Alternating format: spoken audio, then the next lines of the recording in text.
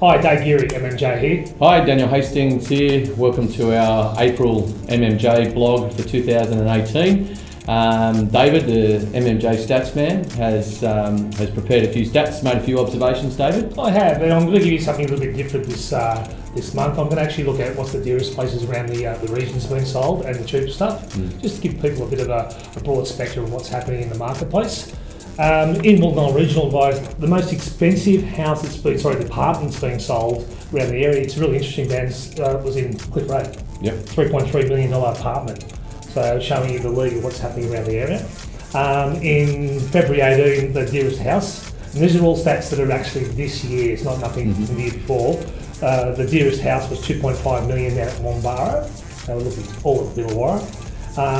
In the area, coming up here now for the cheapest in the region was an apartment in a bed set up top of town in West Wollongong. Yep, down the corner of Mount Kira Road and Crown Street. Yeah, the cheapest house in the area was in Berkeley. That sold for $437,000. That was a two-bedroom place. So it's very interesting stats on where things are panning out.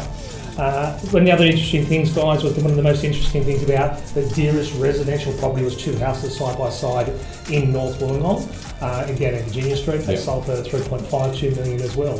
So some really good results still happening. Shows that there's a bit of everything going on. I think, it's not so long ago, you could even argue a matter of months, let alone recent years, that, $3 million for a property in the Wollongong region, from a residential perspective was hen's teeth, rarest hen's teeth. So it shows what's happened with this recent market improvement in recent years, and really justifies why our region now, or our city I should say, is considered the third most expensive in the country too. True. And I guess there's good and bad with that. There's affordability issues that everyone obviously naturally worries about, but it's a great indication of how the region has matured, I think, as well. So a bit of probably two sides to the story in that regard as well. It is. We had a good auction last night as well. Great auction last night. Speaking of Cliff Road, of course. It's actually, I will give you credit, David, it's yours, but I did the auction, so it was a joint effort in that regard. But a really interesting three-bedroom property. The building name escapes me. It's at 48 to 50 Cliff Road, and you're looking at a fifth level three-bedroom apartment. Not a big apartment, it's got to be said. Very smartly renovated, opened up a little bit more to a bit different from the typical original 70s floor. Wide view, probably one of the better views along Cliff Road in fairness too. But a building record at 1.42 million. You had a really good inquiry, David, on that. I've had some strong inquiries. I've still got people that actually missed out. So if anyone out there looking to sell something on Cliff Road, we certainly got buyers for it as well. So and midweek auction, we did it in the unit itself. The weather was a little bit windy and chilly, so we had to bring it inside. But a great little auction that still worked really well. So shows that the market, while it has been documented that things have been a little bit leaner than perhaps last year and the couple of years prior, it still shows that it is balanced. If the campaign's right, expectations are realistic, etc., there's good results to be had there as well. 100%. Anything else? We've got Loftus Street. They've got a brand new complex coming up in the city of Wollongong. Yep. One spectacular thing about this is probably one of the best display houses that we've ever had built by a developer.